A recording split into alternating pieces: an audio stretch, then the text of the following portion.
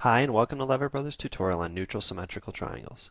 Neutral symmetrical triangles represent periods of doubt and indecision. They're characterized by a series of higher lows and lower highs as the forces of supply and demand are nearly equal. Each rally is seen as a selling opportunity while each dip is met with buying.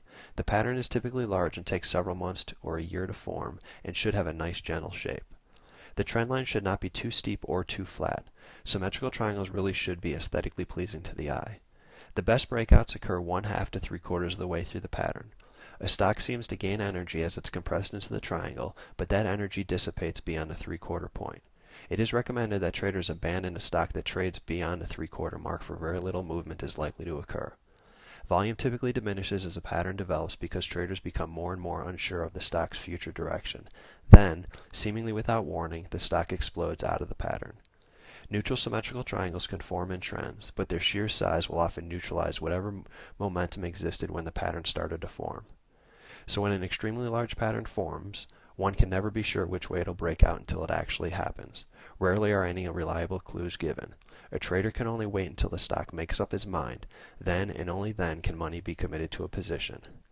Breakouts to the upside follow the same guidelines as bullish symmetrical triangles, which is to say volume needs to pick up and the most recent high from within the pattern needs to be taken out. Breakouts to the downside follow the same guidelines as bearish symmetrical triangles. Often there is a delayed volume surge, and the most recent low does need to be taken out to confirm the move. The extent of a move will often depend on the overall market. A strong market will greatly help a breakout to the upside, while a weak market will help a downside break. And as always, fighting the trend of the overall market adds risk to the trade, and profit expectations and stops need to be adjusted accordingly.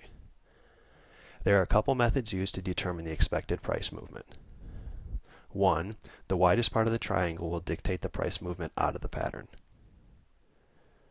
2. For an upside break, price movement is likely to be contained by a trend line drawn through the high of the triangle and parallel to support. Or, for a downside break, price movement is likely to be contained by a trend line drawn through the low of the triangle and parallel to resistance. Let's look at a couple of examples. Here's Nano.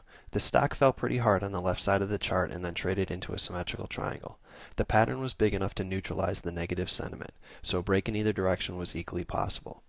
As it happened, the stock broke down. The most recent low from within the pattern was easily taken out, and in this case, a trend line drawn parallel to resistance through the low of the triangle was a good place to take profits on a short trade. Here's Dish. The stock rallied and then fell and then traded into a symmetrical triangle.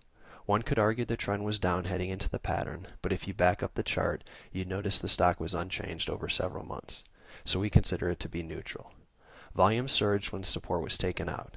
This isn't the ideal situation for a downside break because such volume surges tend to represent capitulation. But the stock easily took out the two previous lows from within the pattern, which is something we like to see. As it turns out, the size of the pattern did a good job identifying an area the stock would run out of downside energy. Here's Digital River. The symmetrical triangle pattern shown covers 9 months, so we show it here on the weekly chart. Price drifted around for several months before a lower high and a higher low started to squeeze energy into the pattern. A breakout in either direction was equally likely. The stock broke out to the upside on a good surge in volume and then paused near the previous high before taking off again.